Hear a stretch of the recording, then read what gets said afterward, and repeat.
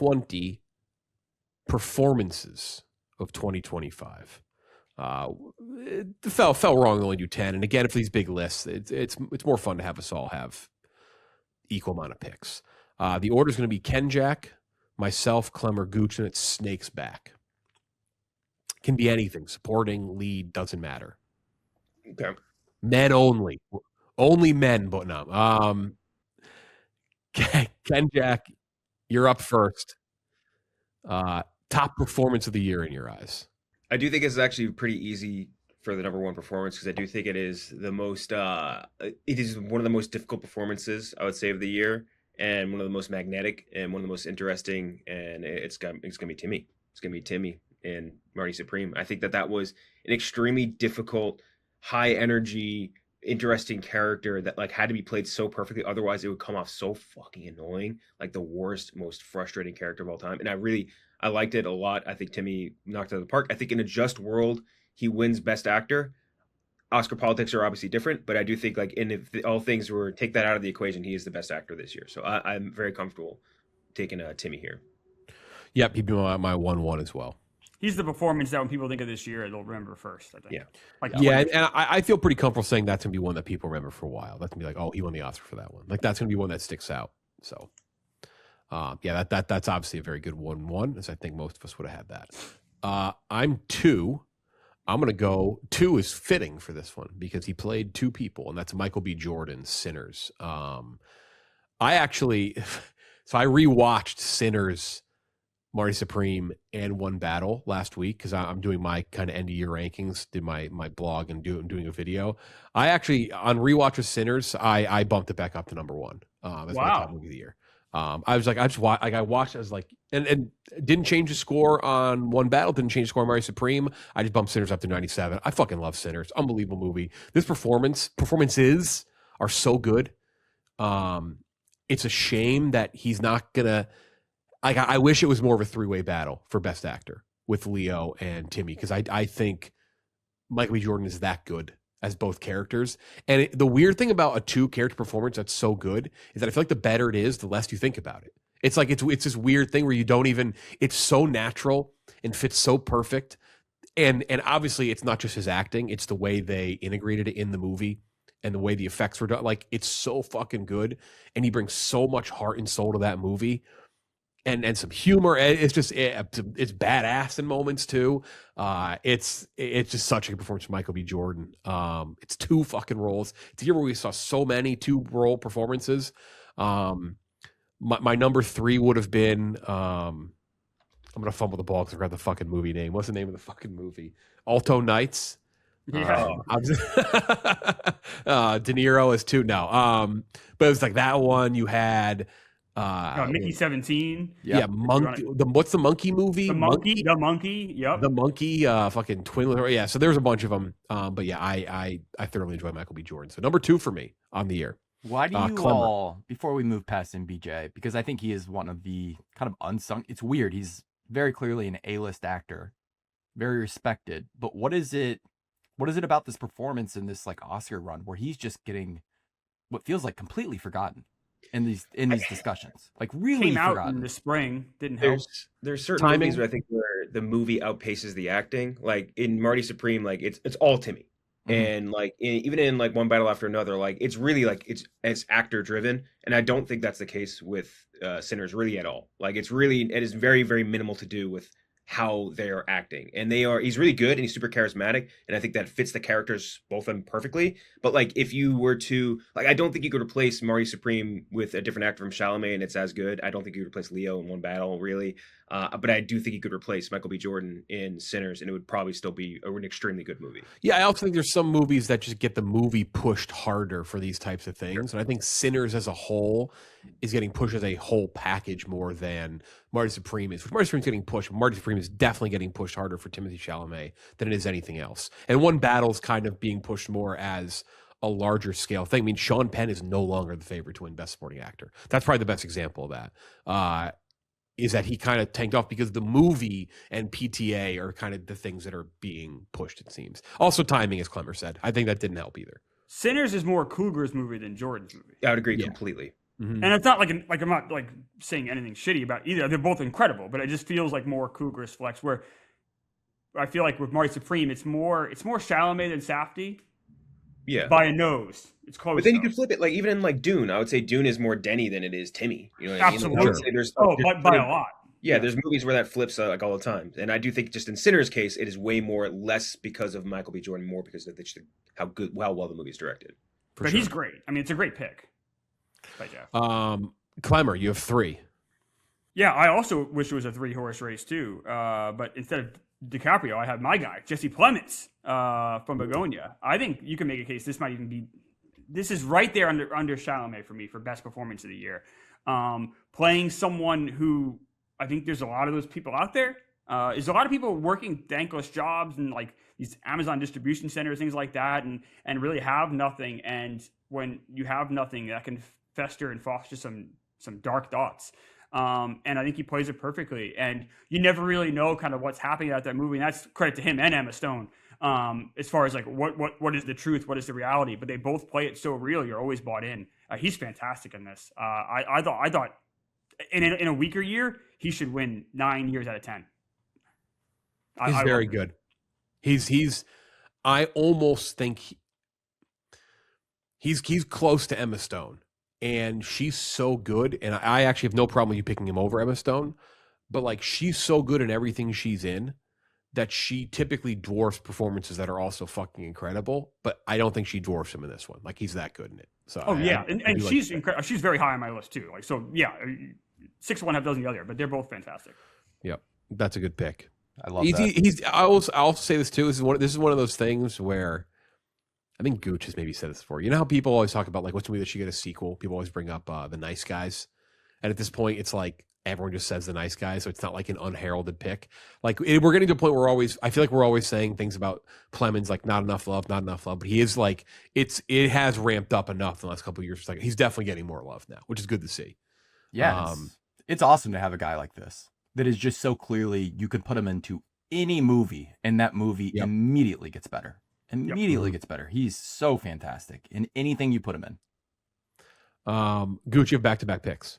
Yeah, for my first one, I'll go, and I'm sure this movie might have a few picks. I would bet on it. From sentimental value, I'll go Renate Reinsve, which I think she had a little clip going around this week on how to pronounce her name. Thank you for that. Renate, that's absurd because I thought I learned how to say it properly. So that's. Straight from the horse's mouth. She's moving the goalpost. I believe her. But yeah, no, she thankfully I think is gonna finally break through on this one after getting horribly snubbed for worst person in the world. She is just as good, if not better here. It's a movie that was built around her, and she gets to really. She's in supporting. She is the heart and soul of this movie, or she's lead. That's what it is. She's lead. Stellan's supporting. It's that weird. Stellan is supporting. Yeah. They're both the lead, whatever. But she's just fantastic. She's like, it's so fun to have an international star like this where you can just see that she's going to break through in America and through Hollywood and have you can see a career ahead of her. Like you can see it, and it's very exciting to have that right now. So Renate, and then I'll follow it up with Leo. I think Leo's right there with Marty for lead actor this year.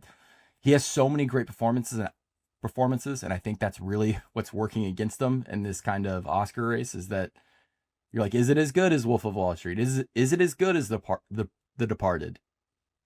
Maybe not, but those are 2 all-time performances, and I think this is right there with them. He is so good. It's just a smaller and less heralded role. That's the problem, and I'm not saying it's a bad thing. It's just like I like that's that type of role he's doing here. I like that it's something a little different. Yeah, no, it's just he continues to get older and we almost take it for granted how good he is, but he is so fucking good in One Battle. And every subsequent viewing of that movie, I've come away more impressed by what he's doing. Yep. Those are great back-to-back picks. I mean, Leo at 5 just shows. I think it's been a good year for some big performances. Klemmer, you have 6. I'm going to go with the movie we talked about today, and that's Troy Kotsur in Primate. I mean, what a performance. No, Joel Edgerton in Train Dreams. I was like, what the fuck? No, Joel Edgerton in Train Dreams.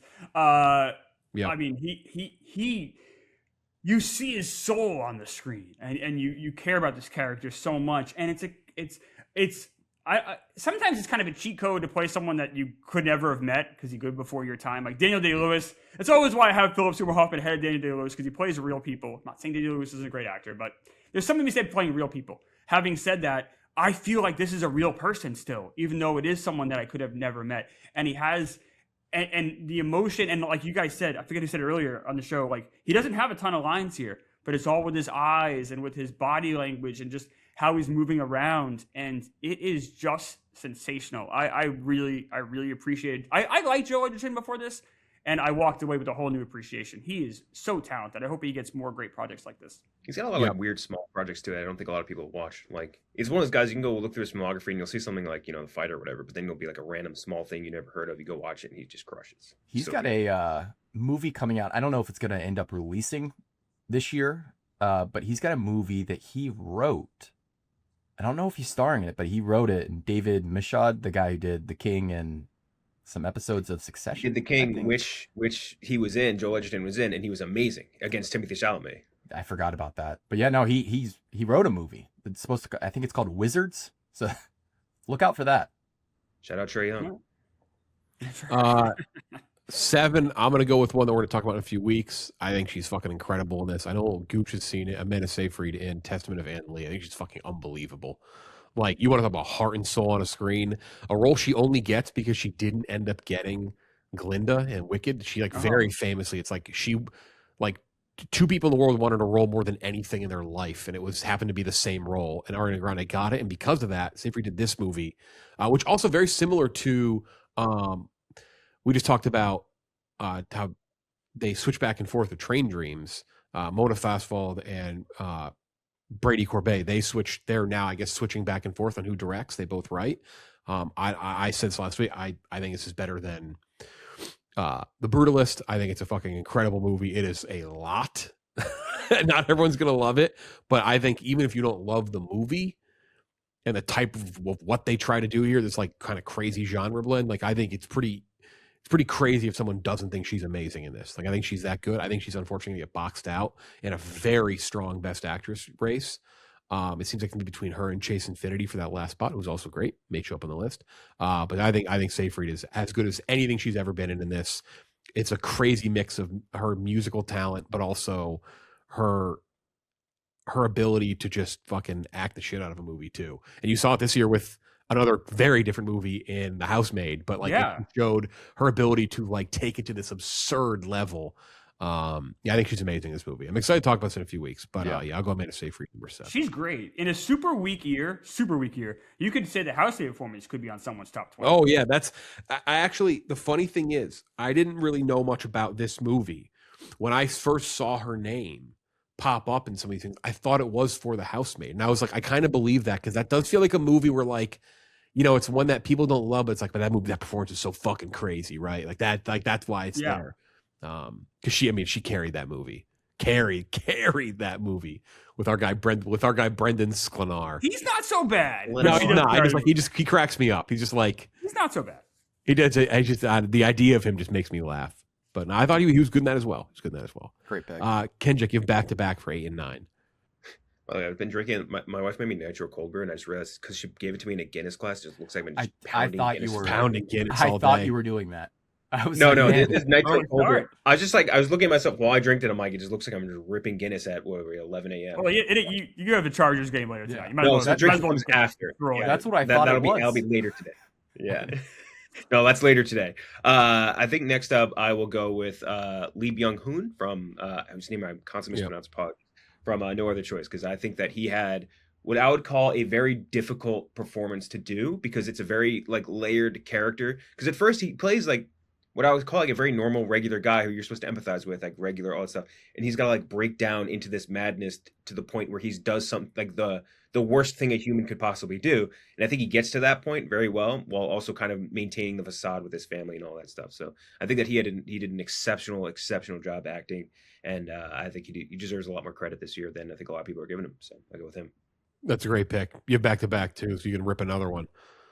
Yeah, great performance. Like the faces. He was in my top 15. So he is he has to, like, if he's bad, that movie like stinks if he's bad. Like he has to bring home a crazy performance in terms of range and like type of character. So yeah, I think that's a great pick. Yeah, imagine Brendan Sklenar trying to do that. Hey, come on now. Sklenar would hold his own. No other choice. That's what it's called when you can't find a good actor for your movie and you have to pick Brendan Sklenar. That's bad. This is that's unfair. bad. This is horrible. I like him. Good drop. I think he's not bad. I'm just Come on. Josh or the guy Brendan. Next up, I would go for, I think it's between two actresses, and I think both were exceptional. I think one, like you were saying, Klemmer, one was more of a real person. One of them was playing more of a character that isn't as real. But I think that Jessie Buckley in Hamnet was insane. Like, without her, and you want to talk about a movie that falls apart without a performance. Like, if Jessie Buckley doesn't bring that home, like that is it turns it from what a lot of people viewed it as, like you and Kirk kind of viewed it, you didn't connect, like Oscar Beatty type of deal. It turns it from like some people think that to some people love it to just everybody thinks that that's Oscar Beatty shit. And that's all I think on Buckley. And Buckley is insanely good in that movie. Such a huge like range of emotion to try and go through. And I think trying to portray the most devastating thing I think a woman could ever go through, or a parent, I guess, could ever go through, through a period piece is very hard. I think she did an exceptional job. So I'll go with Buckley. Now, I've had stock in her. You want to talk about you putting stock in Bader? I've had stock in Buckley since like Chernobyl. I've been all over Buckley. So I do have to. Kirk made such a great point in the show when we talked about it, was with Jessie Buckley just walking around the Globe Theater with her mouth agape, just kind of like stunned. It does take something away from that performance for me for some reason. I can't get her just like being so stunned at the play and everyone telling her to shush for 10 minutes. That did detract a bit from the performance, but she's fantastic. But I did have to bring that up because that is one of the more ridiculous scenes in a serious movie all year. But that birthing scene, the birthing scene where the baby's stillborn or is not breathing when it is first birthed, and she has that reaction on her face. It runs through. It's just like inexplicable, the number of emotions that are running through her, and it's one of the best scenes of the year in terms of performance. Yeah, she is very good. I don't love the movie. She's very good. Very good. I have 10. I'm gonna go with Sean Penn.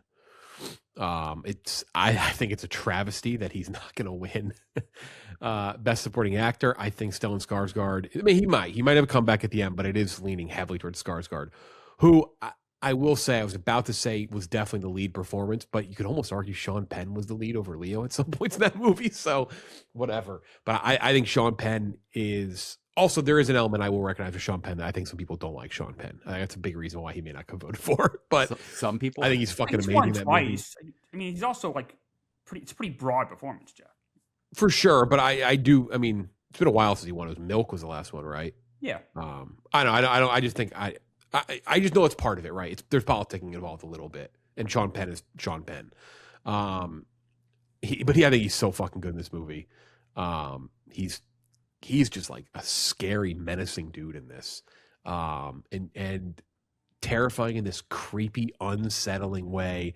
The way he moves his mouth and like licks his lip, it's awful, but in like the best way. I've loved this movie more and more since I saw it, and I think he's a big reason why.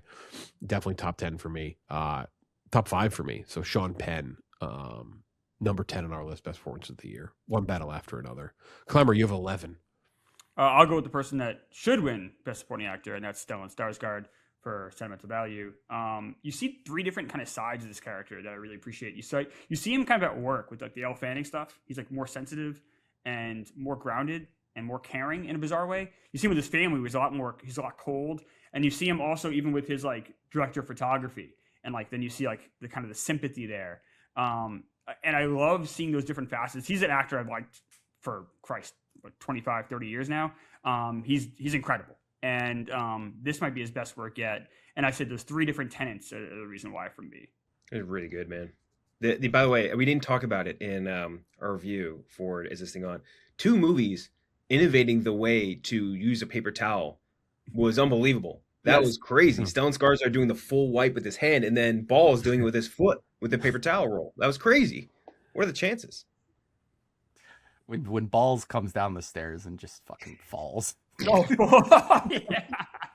Oh shit! Oh, that was a very funny performance. Oh. Right. Bradley Cooper, come back and do some more comedy. Very Yeah. funny guy. Yeah, I would love that. That'd be great if you did that. He's very funny. It's a good pick. No, Stellan's fantastic. I don't know if he's my favorite supporting actor performance of the year, but very justified win here if he does get it, like some are predicting, because it's just been what a career for a guy. Mhm. I'll follow that up. Back to back. She is picking up some steam and making, I don't know if it's an interesting race yet, but she is picking up some steam, and that's Rose Byrne and If I Had Legs. We talked about it last week. It's one of those movies that's been done quite a bit lately, but I think she, along with Mary Bronstein, kind of carry it to new heights and make it something that I enjoyed quite a bit. It's a very unnerving performance, very frantic, one that made me want to call my mom afterwards and be like, sorry. I'm really sorry for you putting up with me all these years. I loved it. And then I'll follow that up with Ethan Hawke, who I thought was just fantastic in Black Phone 2.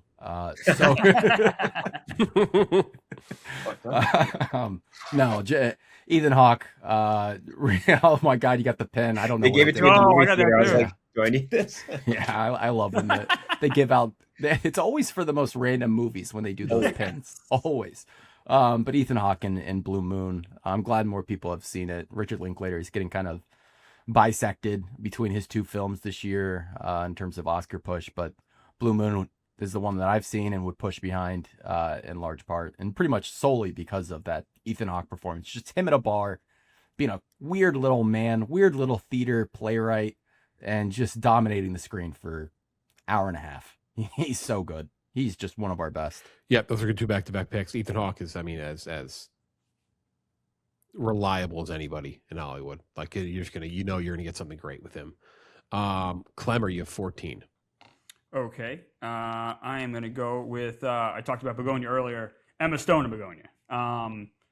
Just incredible performance working off of Jesse Plemens. You never really know where, is she an alien? Is she not an alien? Having to play that's harder than it looks, I think, to never really know where your character is grounded in, which reality they're grounded in. You believe she could be a CEO. She does all that kind of the office mechanics really well. Even her face when she walks back into the building at the end of the movie, she has that office grin on, which is fantastic. She's obviously, Emma Stone's one of our greatest, if not the best actress working right now. So no surprise she knocks it out of the park here. Yeah. Yep. She's in a kind of Leo situation, like I mentioned earlier, where she just has so many great performances, so close together too. Like this has been a 10-year run where she just yearly is coming out with something great. Yeah, I mean, and then you have like the Kirk. She's even doing like weird stuff on TV that like hits. Like everything she does is great. Like she's the best. Yeah, she is. I actually don't think there's much of a debate as her being the best working actress right now. Like I just think she is. The resume speaks for itself. She's going to keep winning awards. It's just very fucking impressive. Number 15. I'm going to go who is now the odds-on favorite to win Best Supporting Actress. Congrats, you had a long shot ticket, which I do own one. Amy Madigan, Weapons. I think she's going to win. I think it's trended that way for a while. I think Wicked had enough of a hit that it kind of hurt Ariana Grande. I think Tiana Taylor is very good in one battle, but I just don't think there's a ton to go on there for her. Where as good as she was, I think she's overshadowed by too many other things with that movie. And again, we talked about it. I think that movie is being pushed so much harder as like PTA's thing, and for it to win picture. I think Inga Ipsdottir Lilius is great in Sentimental Value. I have no clue how she'd win that award. There may be an outside nomination for Wunmi Musaku from Sinners, but I don't think she's going to win. I think it's going to be Amy Madigan because she's going to start winning the smaller things. I think it's going to gain some steam. I think people are going to like the idea of her in this horror movie winning, but I don't think it's very deserved. She's great. What a fucking horrifying character. It's a great turn of making that movie just ridiculous in a way that works so well and makes Weapons one of the year's better movies. So Amy Madigan, 15. Very cool if she wins for this. That's a cool moment at the Oscars if she ends up winning for this movie. So hope it happens. I just rewatched Gone Baby Gone, which by the way is still sensational, fantastic movie. She's really good in that. I forgot how good she was in that movie. I was like, holy shit, Amy Madigan's in this. I forgot she was in it. And to watch, I'm like, oh my God, she's so great. She's awesome. Great pick. Great pick, Jeff. Mm-hmm. It's a shame that Weapons is not going to get a nomination. It is. Yeah, that's a bummer to me. But if she wins and that's a big recognition the movie gets, that's awesome too. So, Kenjac, back-to-back picks, 16 and 17. I think first I'll go with one where like it's maybe not. I don't think it's going to be one that really super top of mind, especially at award season. Like not at all. But it's one where it really stuck with me as being like a very pound for pound. Like holy shit, he really crushed this and made the movie sort of performance. I think Ralph Fiennes in 28 Years Later was incredible. I think Ralph Fiennes in that movie, like he comes Great in, shout. dude. Holy cow, man! Like he steals that whole Memento Mori thing, like that whole sequence with like the mom dying. Like that is like it was like a heart ripping moment. And I think he crushed every second of that for what should be like, if you read that scene on paper, like patently insane. Like that is something like that scene should not work at all. But Ralph Fiennes makes it work because he's just so like, I don't know how to explain, like otherworldly, like ethereal or whatever, like in that whole sequence. And he is just, and obviously an exceptional actor in everything he does. But I think that in that movie, he really made it. He really made that movie. And I can't wait to watch Bone Temple. Very excited. Hell yeah. Me too. Yeah. And then I'll back to back it with an actor that has been getting a lot of hate lately for his performance, and we actually met him. But he is, I think, exceptional this year. He's been winning some awards, and people have been getting really pissed about it. I'm going to go with Indy the dog from Good Boy. Indy the dog. You want to talk about performance of a goddamn lifetime from an animal. That, you watch that movie, I still, right now, don't understand how they got a dog to do those things. And that dog... They show you how in the fucking credits. He's emotive. He's evocative. He makes you feel what he's supposed to be feeling, and he's not feeling it because he's a dog. So I think that Indy the dog is going to be one of the best performances of the year this year. There's no better animal performance in movie history. And I think that you have a movie that's centered around a fucking dog being scared of ghosts. That should not work at all, but it works because Indy was that good of an actor. So I'm going to go with Indy the dog. The whole credit sequence, they show you how they do it. Yeah, it was awesome. He's not acting; he's just reacting. Terrible. This is one of the worst picks in any of these entire show. This might be the animal worst actor of all time. This is the dumbest. I know you're like half trying to troll here. No, it's no troll. It's no troll. Anyone has done on this show. It is and no how many troll. episodes? 12 episodes. The dumbest. It is no troll. That is one of the most impressive acting Not sure I'd performances pick Indy the dog. Not sure that'd have been my pick. So shitty. There's so many good. I feel so bad. I'm looking at my list. Like some people are going to leave off. I'm sure they're going to cry their heads off and if you they think get on some the fucking LCB. I love dogs. Dogs can't act. I'm sure all those other actors are going to cry in their beds they didn't get in the PBS Best Performance Awards. They're going it's not. That's well. Then why do anything? Because it's what I feel. This is what I think was the best performance. No, it's not. Yes, no, it is. You're lying. You're full of shit. I was legitimately, and you can go watch our review of it. You can go watch our interview with the director and the dog. I was blown away by that dog. I was beyond. But he didn't act, Kenjac. They literally the whole point of the whole after scenes like so. No, it was just a trick. It was an illusion. He was acting. No, he wasn't. You're telling the dog what you want him to do, and he's doing it. That's acting. I think it's a crazy pick, but you got Klemmer mad, so that's funny. That's funny enough for me. The shittiest thing. Come on. Shittiest thing done on this show. Jesus, come on. Shittiest thing done. We're all here Sunday morning. The shittiest thing done. How dare you, sir? How dare you give the award to a dog? No, it's because it's not authentic. Because it's bullshit. It's completely authentic. I'm allowed to say it's shitty. You're allowed to do your half troll. I'm allowed to say it's shitty. It's completely 100% authentic. I was beyond impressed. He is significantly the Indy the dog more impressive than anything Brendan Sklenar has done in his entire life. That is a fact. I don't have Brendan Sklenar on my list. I have a lot of good actors on my list that aren't going to be recognized. You know Brendan Sklenar for drop on your list? No, I do not. He was very good in it, though.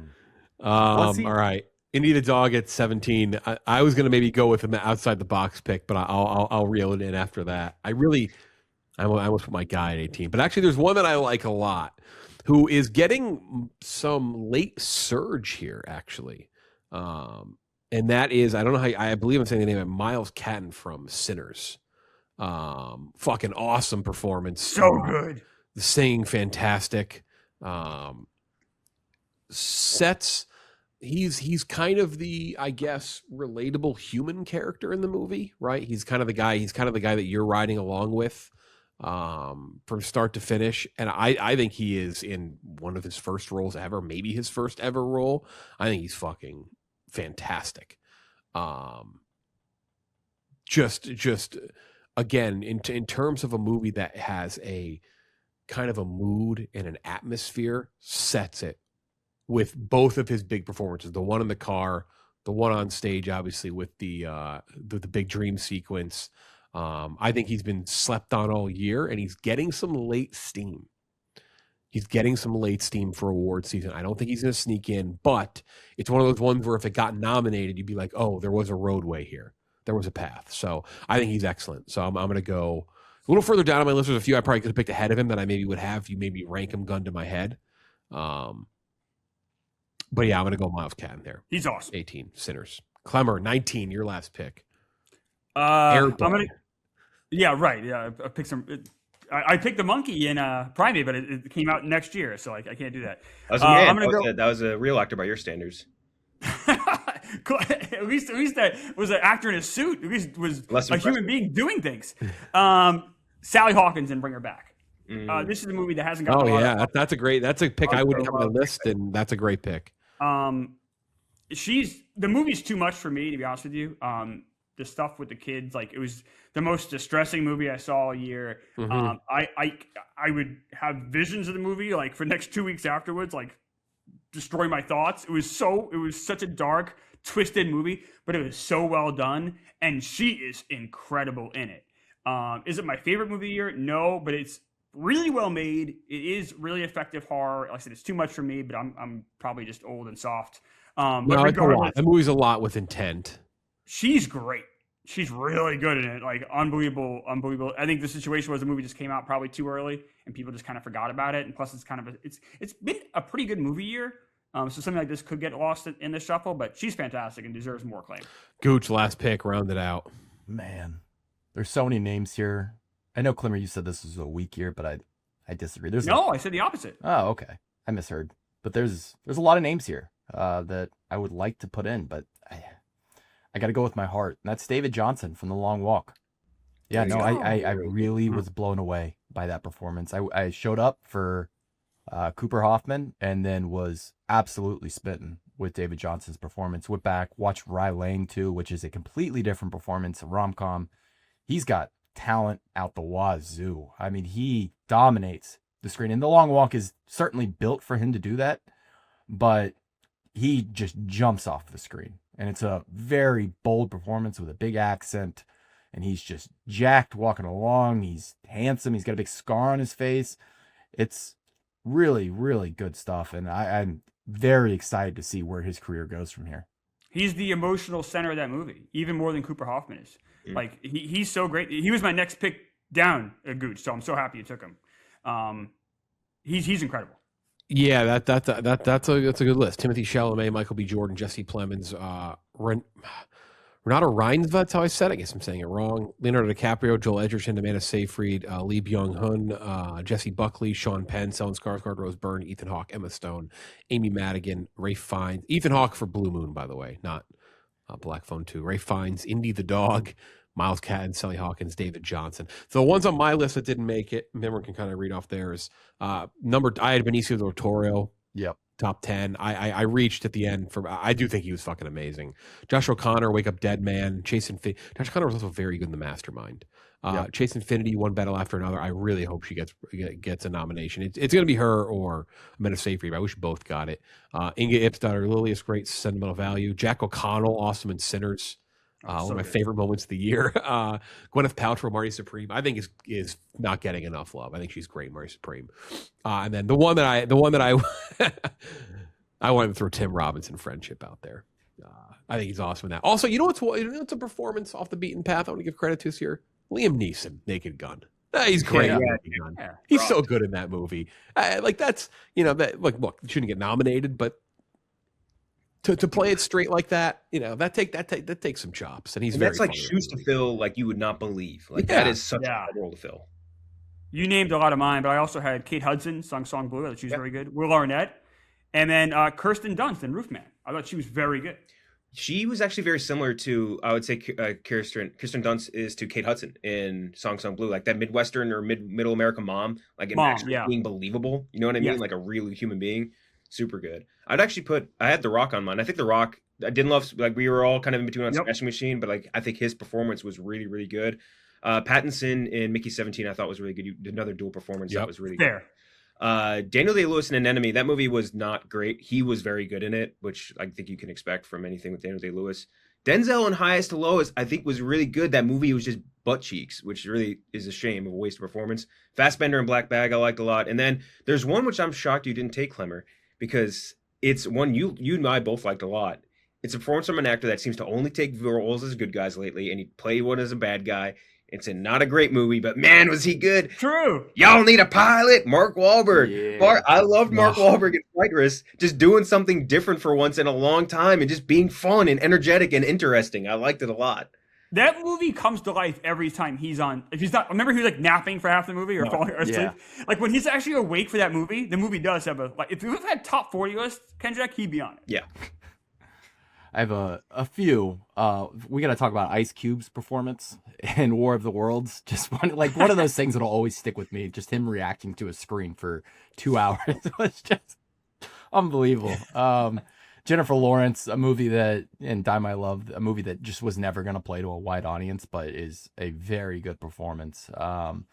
Also, Jacoby Jupe, great child performance in Hamnet, and then Una Chaplin, which I know you all are kind of mixed on the Avatar movies, but I do think what they do with those performance capture She was good. performances. Yeah, no, Disappears from the movie, just goes away. But she was very good. Shout out Delroy Lindo too, very good in Sinners. Felicity Jones, Train Dreams. Glenn Close, I thought was good in Wake Up Dead Man too. I think Elordi's very good in Frankenstein. I liked Adam Sandler and Jay Kelly. I know we're mixed on Jay Kelly. Paul Mescal, Hamnet. I thought he was good. I didn't love that movie. I think Joaquin Phoenix was great in Eddington. Yeah. Wagner Moore for Secret Agent is going to get a nomination. He's very good in that movie. Very different movie. Very curious what people think about Secret Agent. I mentioned Wunmi Musaku from Sinners. And then shout out, you want to talk about just a good sports movie performance, shout out Brad Pitt. F1, baby. Such a ridiculous performance. Sonny Hayes. You could do a worse supporting actor. I think I might actually, because you mentioned Frankenstein. Christoph Waltz. What the fuck? Oh, Jesus Christ. Yeah. One of the all-time. I'd also go, you want to talk about one of the worst supporting actors, Tobias Menzies in F1. Yeah. Like almost movie ruining, corny and stupid. Yeah. Before we move on, last week we did our top 20 movies of the year. We did not give the fans their shout out on how they have the year ranked. So I'll give their top, what should we do? Top 20? Or should we do top 10 and bottom 10? That might be a fun way to do it. Yeah, top 10, bottom 10 I think is fun. Yeah. So their top 10 of the year. Number 10, surprising, it was Just an Accident. And there did have to be a certain number of reviews for a movie to qualify for this list. But this did have enough reviews, and it was Just an Accident at number 10. At number 9, Hamnet. At number 8, Begonia. At number 7, Train Dreams. 6, Weapons. 5, No Other Choice. 4, Sentimental Value. 3, Sinners. 2, Marty Supreme. And number 1, One Battle After Another. And then their bottom 10. Ooh, gotta scroll down here. Oh my God. I guess this is number 132 on the year for them. And then we'll go down. We have Woman in the Yard. Oh God. So Terrible bad. movie. Yeah. Deserves to be there. Then we have Play Dirty. What was it? Shane Black? Yes. Yeah. Shane That Black. is- it was on I fire. watched this for this show. It's Yes. torture. Then we have Five Nights at Freddy's 2. Deserved, I think. Yeah. Hurry Up Tomorrow. You remember Hurry Up Tomorrow with the Weeknd's like weird So bad. vanity Weeknd. project? Weeknd, terrible. Yes. So horrible movie. Shut the fuck up. Shut up. That's one of the best clips of the year. The whole movie's about like how everyone loves him. Yeah. It's a very strange. I said The film. Weeknd. I should have said Abel. What does he demand to go by when he does these? Then we have Love Hurts with horrible. two former Academy Award winners. The worst chemistry you'll see on screen. Bad. Then we have Back in Action with Cameron Diaz and Jamie Foxx. That was I still can't believe that was a real movie. And they spent a lot of money making that. Yeah, that was about this time last year, right? Yeah. Then we have The Electric State from the Russo brothers, who will have what will likely be the highest grossing movie of this year. Yeah, we'll talk about if that movie is good and well received. Do you think someone sits them down and is like, just stop doing anything not Marvel, just stick with just stick with what Electric State is one of the most, I wish Electric Trade was a bigger deal so more people would talk about it and like connect on it because it is fascinating. It's one of the most expensive movies ever made. And nobody's seen it. No, Mr. Peanut is one of the main characters. Okay, so here's the bottom three. In the Lost Lands. Oh, Yeah. that's my That's worst. the worst. Klemmer and I will agree on that's the worst. That's the worst movie of the year. Then we have Kinda Pregnant from Amy Oh Schumer. man, that was Did not see Bad, that. but it was not really bad. I did not see that. And then I think you guys can guess what the worst movie of the year was. War of the Worlds. War of the But Worlds. like it's Klemmer, not really a I can't put In the Lost Lands. Like In the Lost Lands is, if I actually I drop the whole movies are subjective thing when you talk about bad. When you talk about things like this, because I'm like, no. I'm right. If you don't agree, you're wrong. Like if you don't think In the Lost Lands is the worst movie of the year, you haven't seen it. That's basically what it comes down to for me. Like I'm telling you, just you even if you don't agree with any of my movie opinions, if you see In the Lost Lands, you will agree with me and Klemmer. It's so bad. In the Lost Lands is remarkably ugly. It is like the ugliest thing you've ever seen. Like visually, just the CGI. It's just horrible. It's so bad. It's so pointless, and it's a depressing slog. It's ugly. It's horrible. You just haven't seen the movie if you don't agree. It's just what it comes down to. I don't know how else to say it. It's so bad. And to War of the Worlds' credit, it does enter that zone. It's a rarefied air where you get so bad that it just flips around in horseshoes back. Right. There's being, at least some a very, fun though, right? Yeah. Yes. It's You a fun enter like the Battlefield Earth kind of world, Yeah. right? Where it's like, wow, that's such a train wreck. I can't look away, but it's fun. I'm having fun with it. You know? yeah. There's no fun to be had in the Lost Lands. No. None. Same with Electric State, and like it's just like there's no fun to be had. It's competently incompetent. I don't know how to explain it. Like it's horrible. Yeah. Shout out the fans. Very It's good. just, it's Great ranking. unbelievable. 132 movies. If you want to see the full list, go to our Letterboxd. Did a good job. Yeah, it's Kind of Pregnant was pretty bad too, though. I will shout out Kind of Pregnant. That's a bad movie.